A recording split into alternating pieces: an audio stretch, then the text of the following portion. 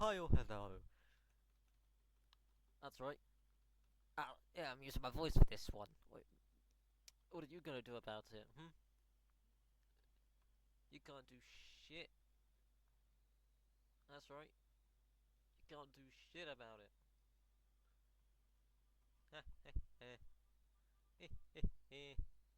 You can't do shit.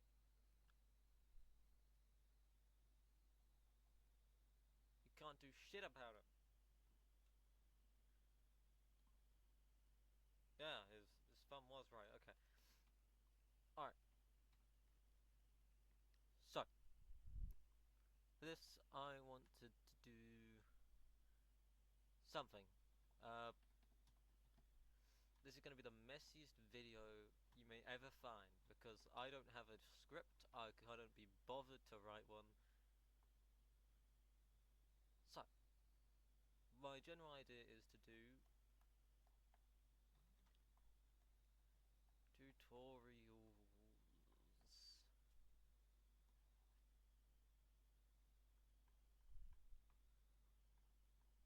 Woo. Woohoo.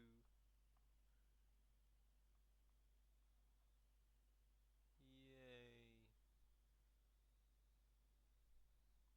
Wahey. Okay. Uh.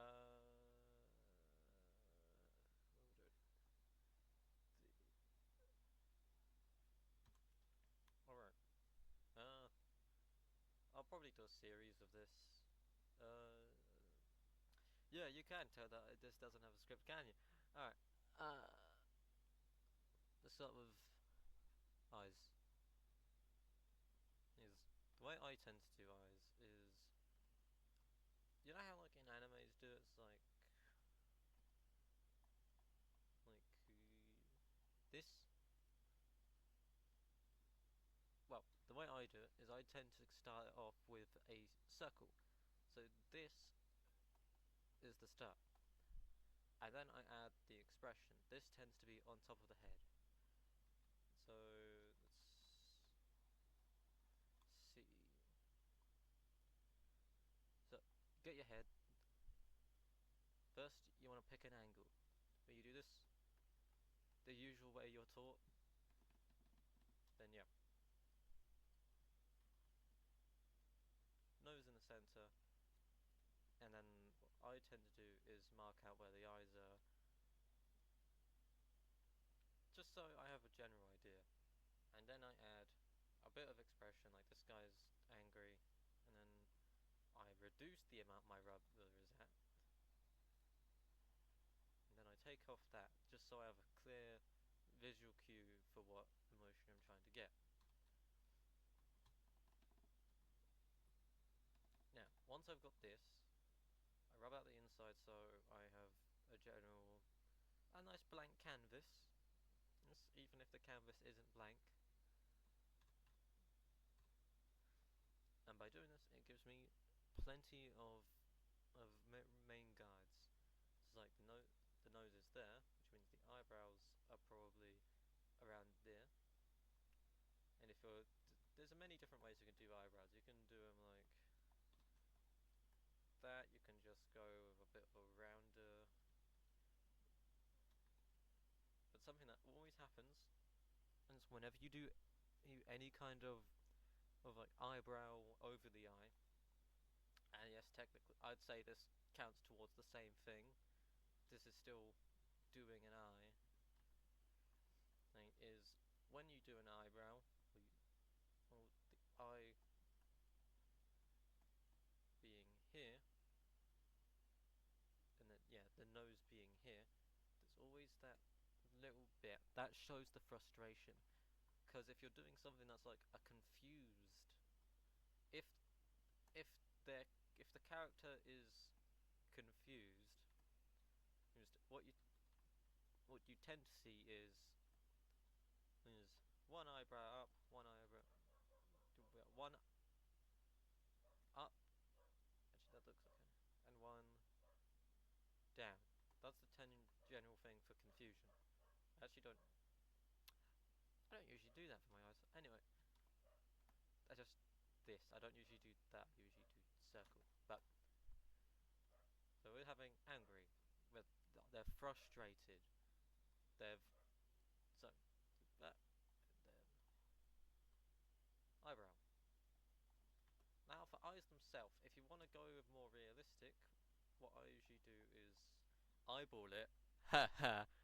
Very funny. Right, I tend to eyeball it. Yeah, because who else knows their eyes better than the person who has to look at them every time they look in a mirror? And what you usually find, there's your iris, there's your pupil. Most animated things, they do that little shine in, but something in every single eye is the way that they're formed, because it tends to look something like that. If I just quickly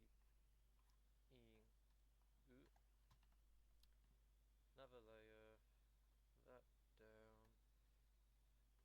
if I just quickly,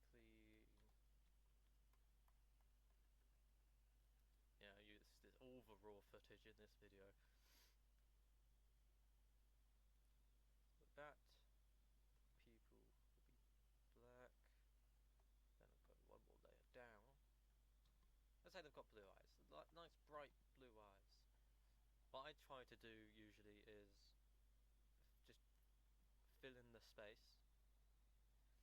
I would usually be using the pen, but for some reason everyone tends to go with using the watercolor whenever they do tutorials like this, from what I've seen. It's kind of weird, but then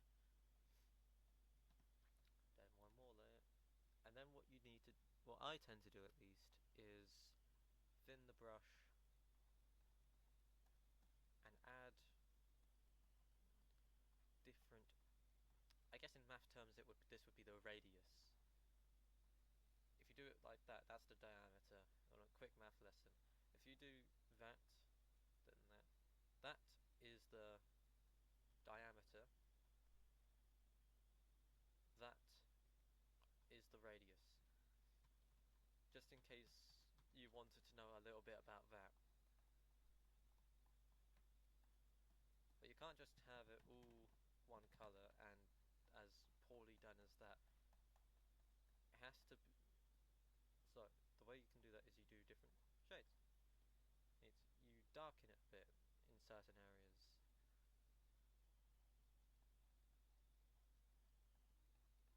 Since I'm using the watercolor brush, it also blends it a little bit. And if you wanted to know what program I'm using Medibang Paint Pro. It's completely free and I like it, so I use it. So I feel like it's better to use just the raw footage, because then you see every step instead of someone like doing a cut from, oh yeah, this is what you can do and this is the result. Because I hate when people do that, because it's really annoying, you know. Anyway, side thing over.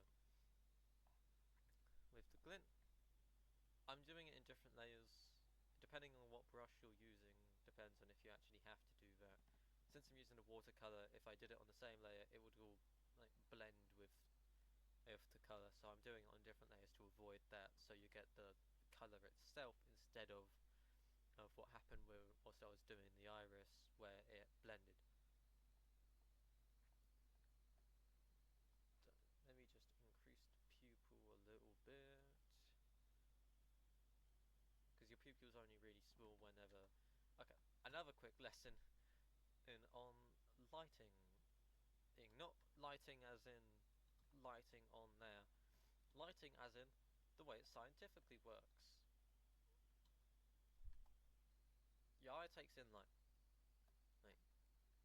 This could actually help you in art, because if you don't know how the eye would react to light, then you know how big your pupils are going to be in comparison to the irises.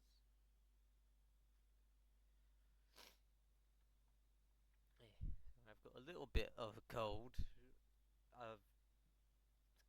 I've got this thing I call the infinite cold. It's nothing. So yeah, light goes into the eye. when it does this, depending on the amount of light, depends on how big your iris. Not I'm getting them. How big your pupil is. It's like if there's not a lot of light going in, your pupil tends to be big because of as it needs to take in more light to actually, well, for you to see. And if you have a large light source, it tends to small so that it can keep the precision. So yeah, that is the general consensus of that. If you've got though, if you want to do someone that's drugged up, usually in media what you see is like that's the iris around it, that's the pupil, and the pupils are dilated this much. That's usually what you get if they're high on drugs, and that's how they're perceived on stuff like movies and stuff. After that, quick bit in biology. So, you've got your eye, you've got all that. You know how to do irises now, hopefully. If my explanation wasn't as horrible as ever. But that's not just the end of it, because on the eye, you've also got those little bits of eyelid here that are built up over here. That's where you get those little. I, I don't know what it's called, but I'd say it's more like those little pebbles of dirt. I don't know what I actually. I know it's. I know you don't like the feeling of it at the edges of your eye, but that's where the gunk. I'll just call it that. I'll call it gunk. This is where the gunk builds up, and then you. It's like it builds up in the corners, and then you rub it away. Whenever it happens whilst you're asleep, because your eye is constantly trying to keep itself nice and. You're gonna hate this word. Nice and moist. Got to keep the eye's got to stay nice and moist, or if it dries out, you won't be able to see. Then yeah, the gunk builds up there. Then you rub it away. If you're doing a bloodshot eye, then what you should do is first do a little bit of a ring around it, because yeah, you've been most likely rubbing your eyes a lot, and that causes your eye to be irritated, and with that comes well this basically. It's I'm much better at showing than telling, I'd say. Yeah, with that eye irritation, it yeah, it hurts. Yeah, it's annoying.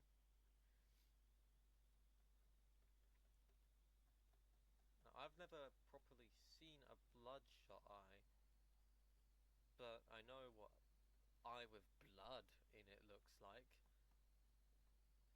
Because like from the movies, and the way they do it in the movies usually is just like full that. Which yeah, I feel like in a cinematography stage, yeah, that would probably be effective at.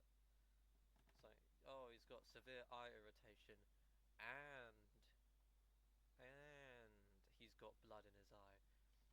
Like think of Garo. Uh, think of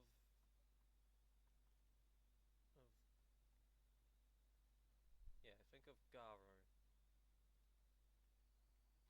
with his weird hair. The anime hair is kind of weird sometimes, to be honest. Yeah, think of this poor sketch of Garo.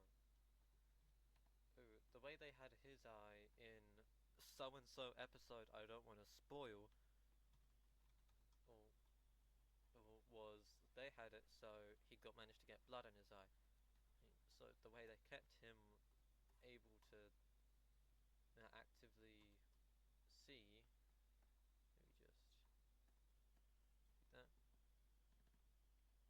What they ended up doing was doing his entire eye in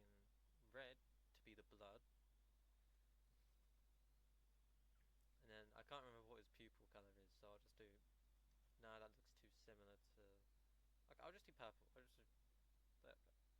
His eye isn't actually purple, I don't think, in the show. What they did was they did that.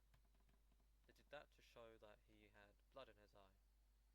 I wonder whose it would have been. I won't tell you though. Go watch One Punch Man Season 2 if you want that. If you want the knowledge.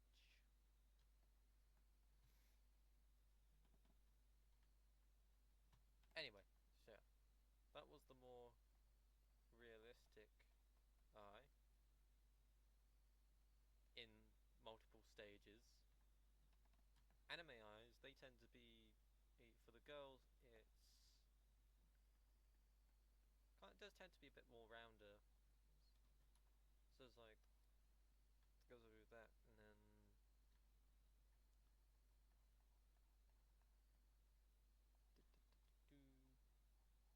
can sometimes be like that. They do tend to always have extremely just massive eyes and like massive pupils, you know. So that's, the guys tend to either have, this is just like tendencies. It's not always going to be applicable. But I watch a lot of anime. So the guys tend to have the sharper eyes, like arrow tips on there. So while the girls' eyes tend to be like a shield, the boys tend to have arrow tips. It can come out in multiple different forms, I'd say. It's like sometimes it can look like that. But they do also tend to have smaller actual eyes. So yeah, something like this. Female. Male, there we go. So, man, woman. There we go. So that is the general consensus for anime eyes. You don't have to follow this specifically. Like if you want a guy to be more goofy, you might give him this eye, just so he can have more goof to his goofy. Your shocks.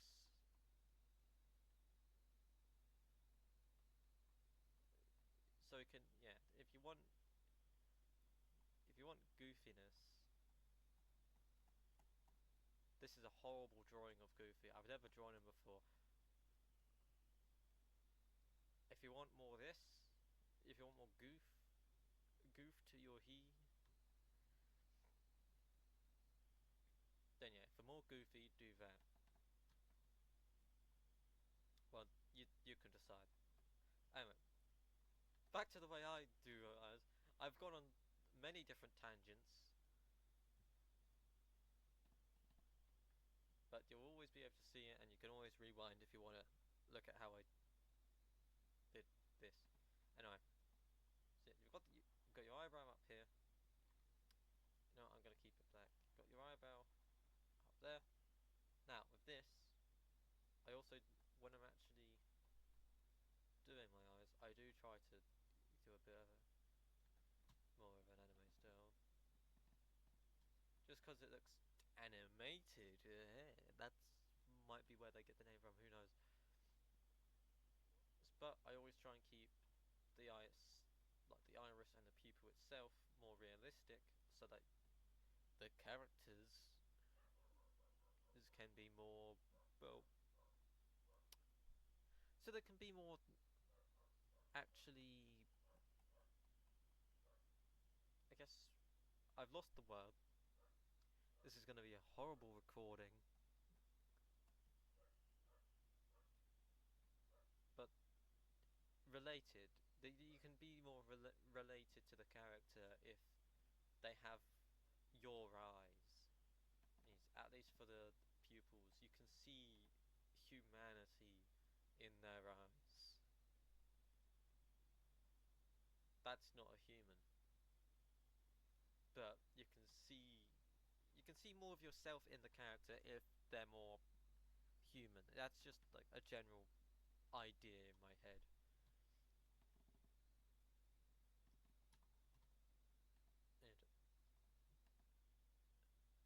my characters like I don't know.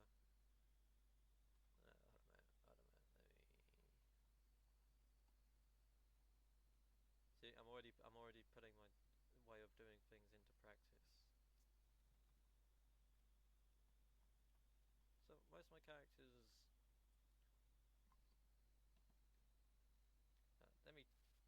I'll say that chin looks like a Zap chin. So and then do that.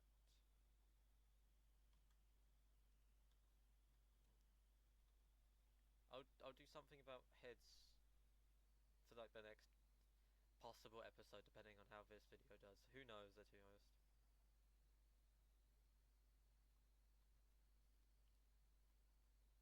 So yeah, you've got your head shape, you've got your eyes, you've got he's mad.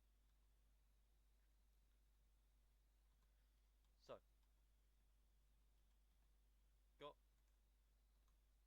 there we go, done with that. Maybe. All right. So what you can then do is usually I'd have it on. Usually these would be other ways around, but uh,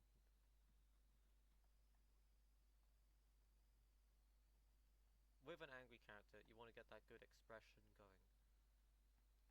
So the way you can do that is box. I know. Oh, wow. Really helpful information. But you've got the general, I guess, not cube. Nah, nowhere near cube. I've got the general expression. So you've got that eye. You know what he's feeling when it's like, when you know where his nose is. You know he's angry.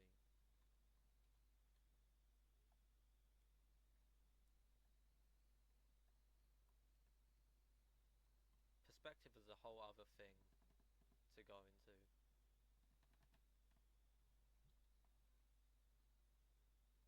So, you've got his eye like that. Now he's mad. Or something else you can do.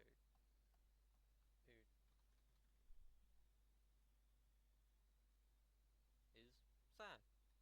Now, you need to have good expressions on your characters in order to properly articulate how they're feeling, because you're the person either reading or watching anything you're doing won't be able to know immediately without their expression, unless you do a voiceover, which is it meant to be voicing what's in their head. But you can't have a character talking in every single scene to articulate what they're thinking, because that removes the mystery. So that's why you need facial expression, and for facial expression, that's why you need eyes.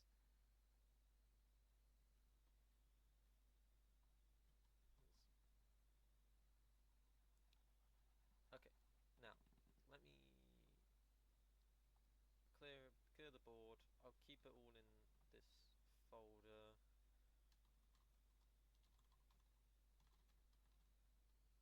That's right, I called it babbling on one.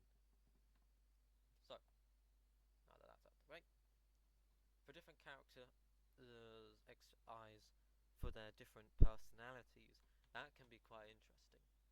So if you've got quite a stern character, it's like one that looks like he'd punch you if you just sneezed in his general direction. What you want to try and do is have it more flat. He's more angular, yeah, in nature.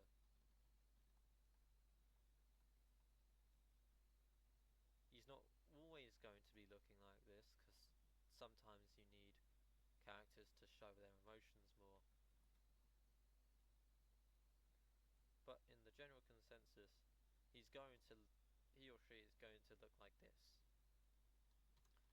Quite flat on the top, like a villager.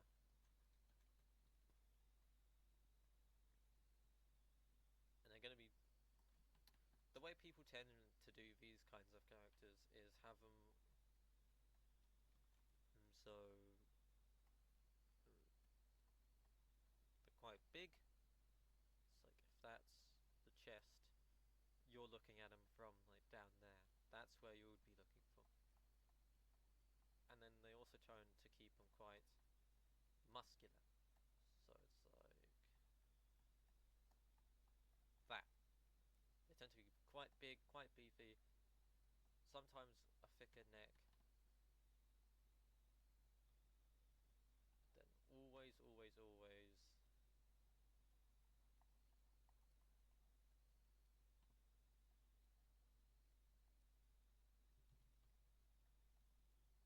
it's like that, looking down on you. That's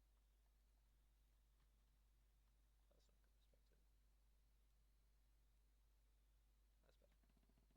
They're always looking down on you. That's how people tend to design the characters. On a more joyous character, just someone that's constantly happy, you will probably go with a more rounder eye. It's like, think of Deku from My Hero Academia. The way he tends to be quite built is quite rounded.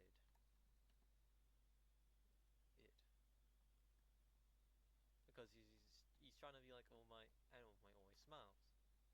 So they give him big... They tend to give a lot of the characters big round eyes. I've never drawn Deku before, so this is shite. This is rubbish. I don't even know why I am attempting this. But yeah, I don't need to draw his hair. I don't know how to draw his hair. But you get the general idea. He does tend to be quite bubbly in the show, so you get the rounder eye. But then, for sometimes, I can't remember his name. I'm sorry for not remembering his name. But he's got the dark shadow. He's that one. I remember. I know. I'm thinking Tatsumaki, but I can't remember. Oh wait, better example because I remember his name. Todoroki. He tends to have more angle eyes because he tends to be a more serious character. So he would fit into this kind of archetype where he's more serious looking.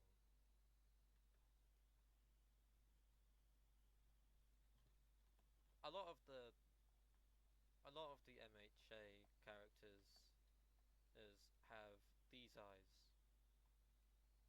but that's just because that's a style preference. Probably they do a lot of odd character design choices with some of the characters. It's kind of weird, but good show. Would recommend. And as long as you like superhero stuff, like I do, I watched it for the superhero stuff. Okay, for a sad character, you're most likely gonna have to be doing this a lot. So it's like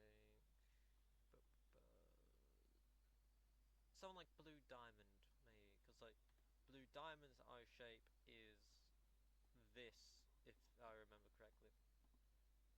Her eye shape is more like that, and that's because she's always depressed.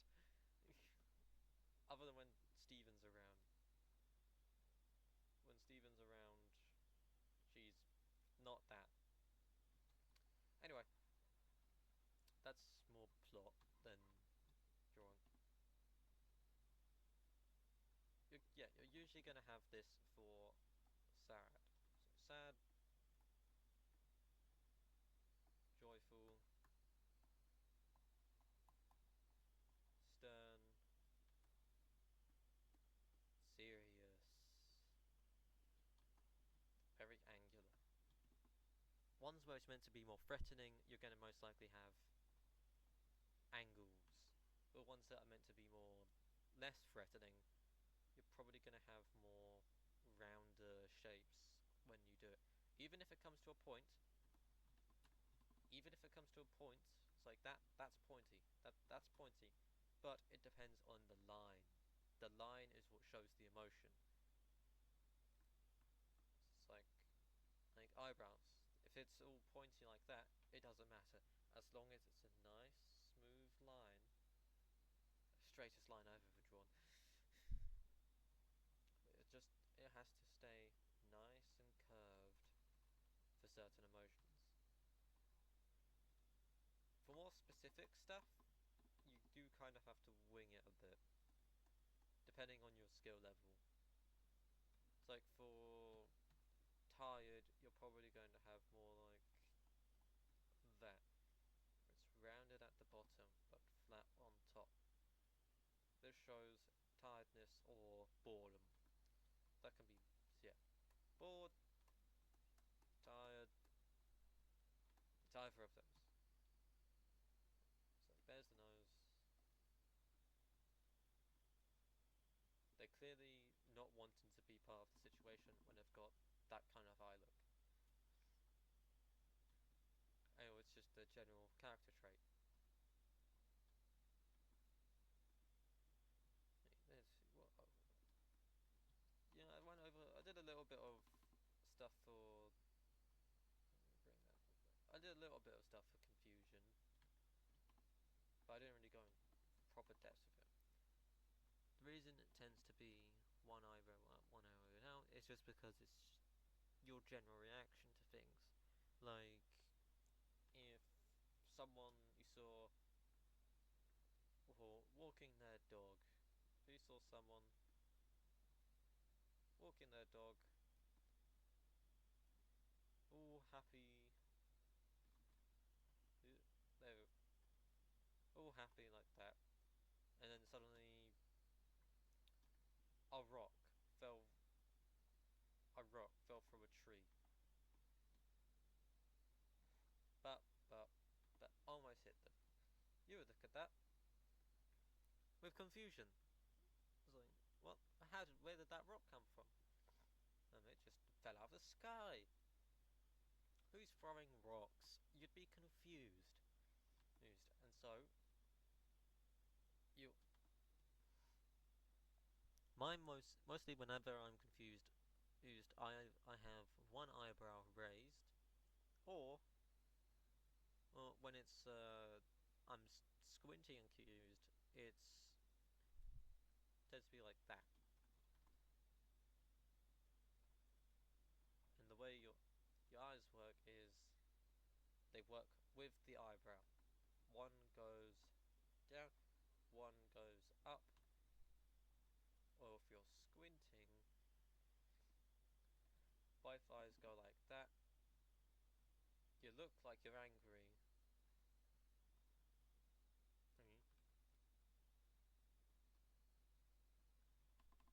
But no, you're not really.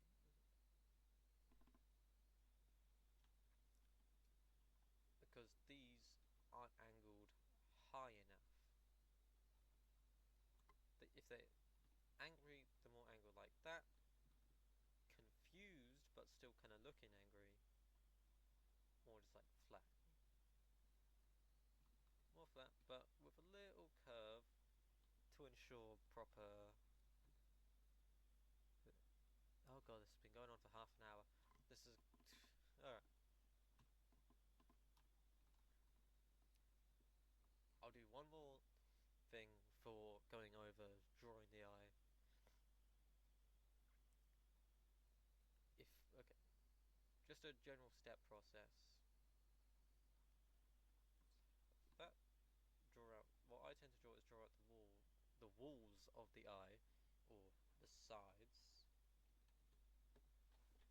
and then, depending on what emotion it is, nose is here. This is like a sadder person. Got the walls, then you rub out the excess. Sometimes you can keep the excess as to be like eyelashes, but most likely you're gonna more do that when you're actively thickening the lines.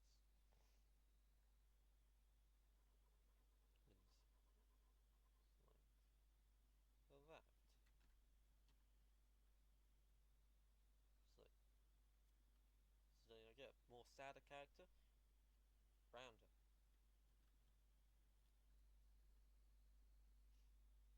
For where the iris placement is yeah, obviously where they're looking. So if they're looking, let's say, they're looking over here. Depending on the character, depends on if you want to have big and anime, small and realistic. I'll go mix. So it does have to somewhat be within reason, so that it fits the actual eye itself.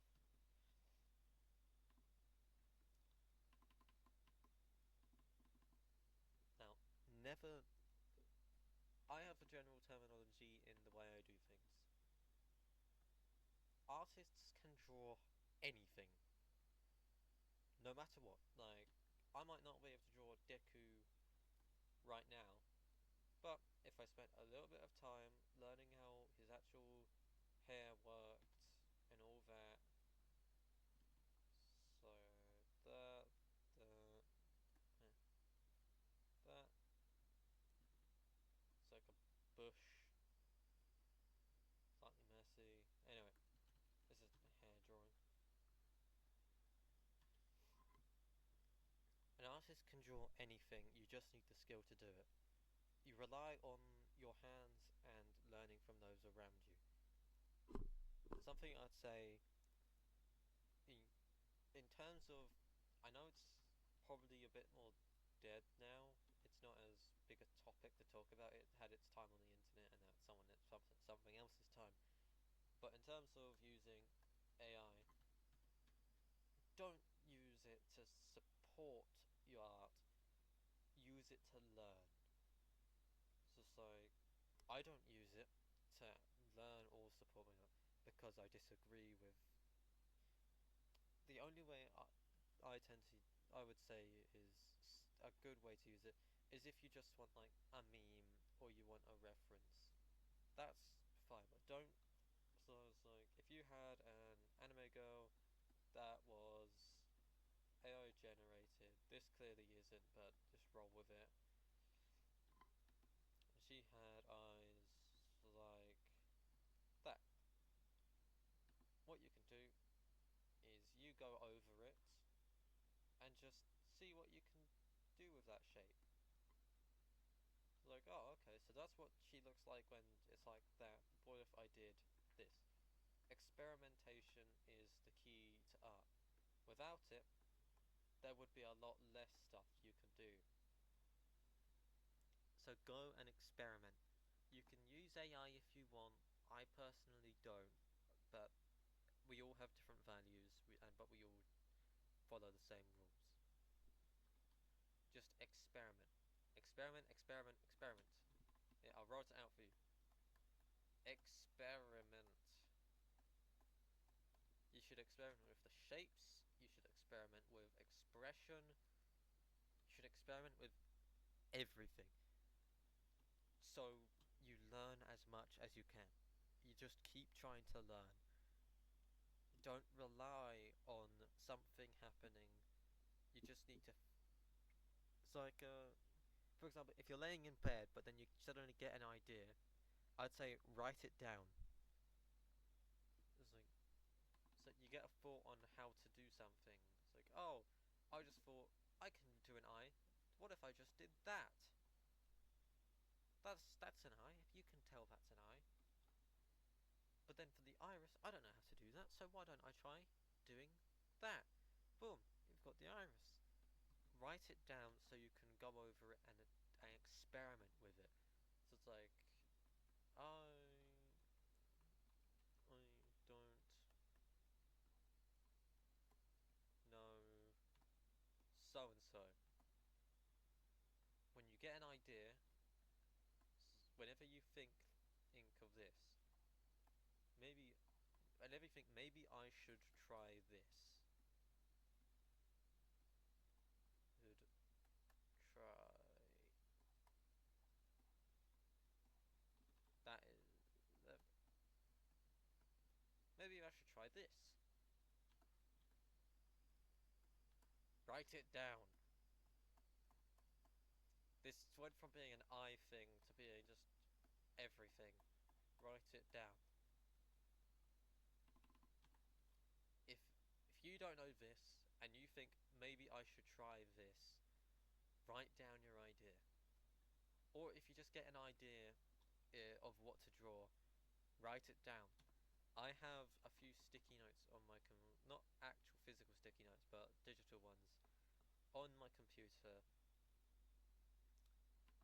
that actively tell me an idea for like a storyline or for a drawing. Just make sure that you write it down so you don't forget it. Because I've actually got a perfect example that recently happened to me. I got an idea for something. I can't remember what the idea was, and I can't remember what it is that I was going to do to fix that. It will most likely come back to me whilst I'm accidentally doing the thing that I was thinking of. But who knows? But yeah, if you ever get that, where you don't know something, always go to maybe I could try this. Experiment. It's a cycle. You do an experiment. Every time you do an experiment, you're gonna find something you don't know what to do. Then you think maybe I should try this. Then you write it down so you know your steps, and then you experiment. Same process can be given to eyes. Same process can be given to faces. Same process can be given to noses. You should always keep experimenting.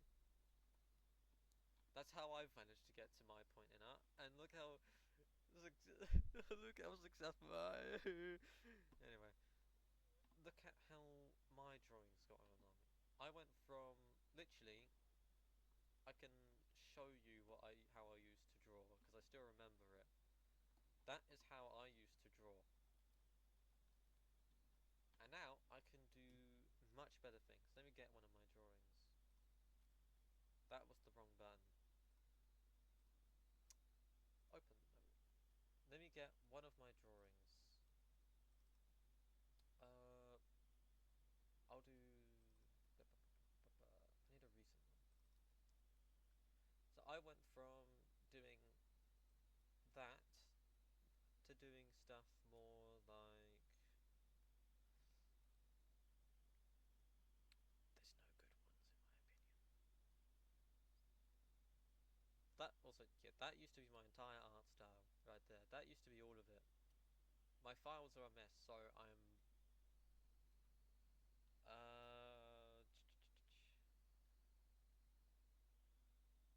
No, hell. My drawings from when looking like that to looking like this. So, yeah, my drawings went from that to this. Yeah, much cooler. Much cooler drawings. So he's got his sunglasses out and everything. He's so much cooler now that it's in my current ability as an artist, isn't it? I also, yes, I called it Swagger Cam because look at that swagger. I know I'm going on multiple things and no one's gonna like this video, but I hope it's useful for at least one person that can understand my babbling ons. How long has this been going on for? For nearly 45 minutes exactly. 45 minutes of me babbling on. Good for you. Yeah, experiment. And experiment with your eyes. Okay, let me hide those, bring that back up. Got all the different kinds of eye. So yeah, you're thinking, how can I do this? Well, there's your answer. If you don't know, you should go, maybe I should try this. Then you write it down, and then you experiment. This has nothing to do with the steps.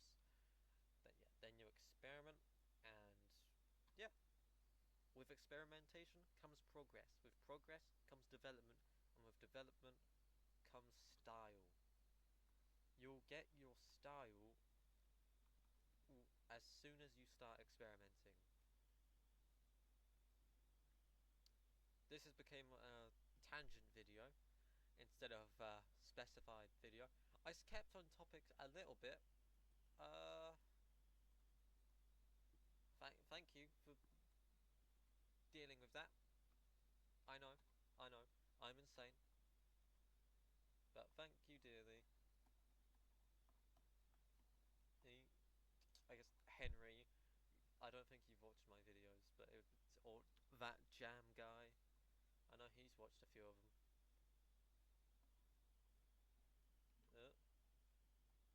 Thanks, guys. Thanks, guys.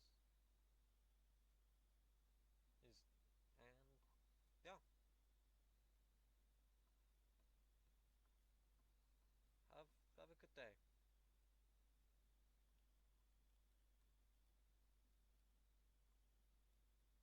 I hope your days are good. Or evenings, or nights.